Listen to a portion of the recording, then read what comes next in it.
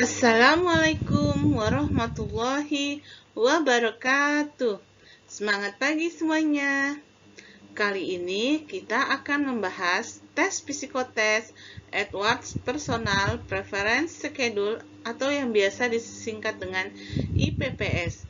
Tujuan dari tes psikotes ini adalah untuk mengetahui kepribadian dan karakter kamu dengan detail. Adapun tips dan trik mengerjakan tes psikotes IPPS ini adalah sebagai berikut. Yang pertama, walaupun tesnya mudah, jangan menjawab dengan asal.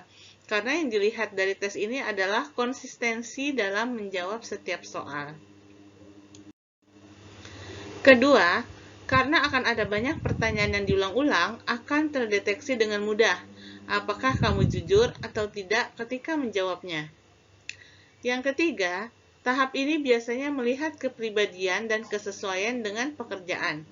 Makanya, tes ini juga bisa digunakan sebagai acuan seperti apa suasana kerja nanti, baik dari budaya dan sistem yang diterapkan di kantor tersebut. 4. Pahami job desk dari pekerjaan yang kamu incar ketika mengerjakan soal ini.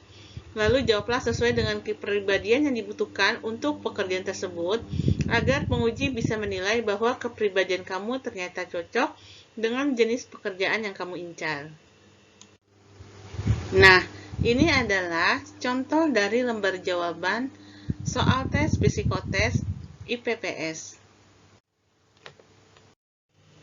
Atau ya, bisa juga ada yang langsung seperti ini. Soal langsung di sebelah kanannya jawaban.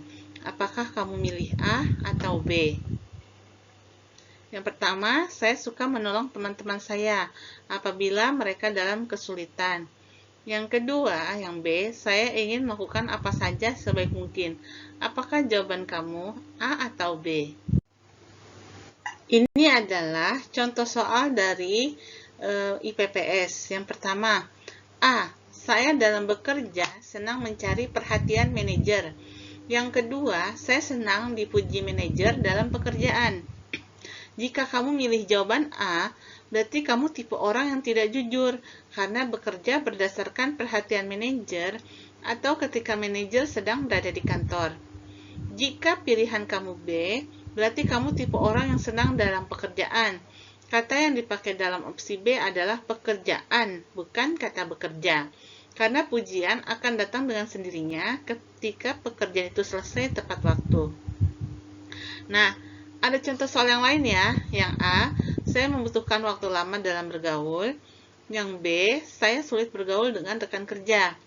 Kalau kamu milih A, berarti kamu tipe orang yang jujur. Karena pada umumnya, bergaul membutuhkan waktu yang relatif lama. Sedangkan kalau kamu pilih yang B, berarti kamu tipe orang yang sangat jujur, ya, tidak suka bergaul dengan kerja Anda. Kata sulit sama halnya dengan tidak bisa, tidak mau, atau belum berkeinginan dalam bergaul di perusahaan. Jika kamu memilih B, kamu tidak akan diterima bekerja, karena kamu sulit dalam bergaul dengan rekan kerja.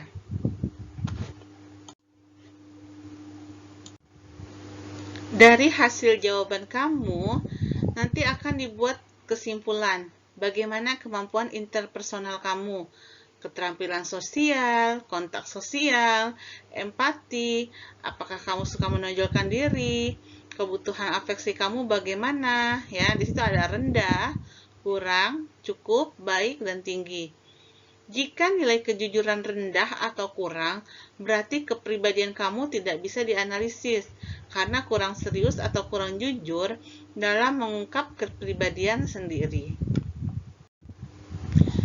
Selain interpersonal, IPPS juga menganalisis kepribadian kamu secara aspek psikologis gitu ya.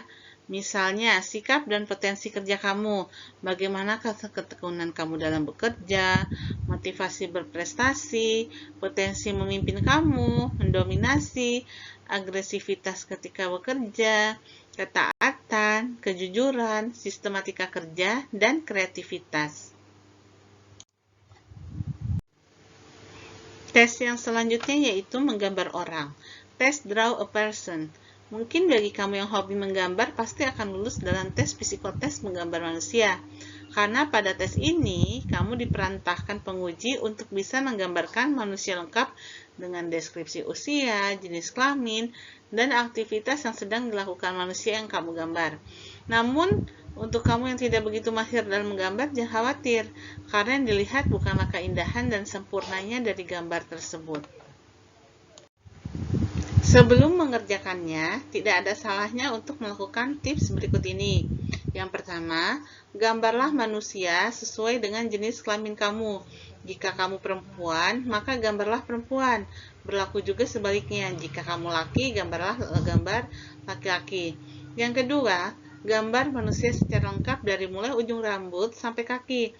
Jangan lupa gambar pula anggota tubuh lainnya secara utuh. Misalnya ya, ada telinganya 2, alisnya, bahkan bulu matanya bisa kamu gambar juga.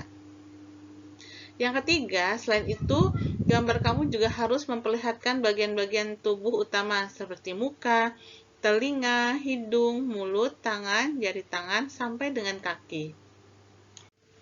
Yang keempat, karena kamu diinstruksikan untuk menggambar manusia dengan aktivitasnya juga, jika kamu menggambar seorang polisi lalu lintas misalnya, maka kamu bisa menggambar polantas tersebut sedang mengatur lalu lintas di jalan.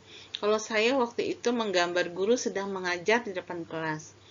Yang kelima, gambarlah manusia sesuai dengan jenis profesi yang kamu inginkan.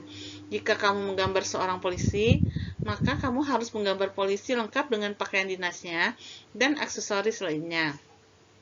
Yang keenam, berikan juga sentuhan ekspresi pada wajahnya seperti wajah bahagia dan menampilkan senyum.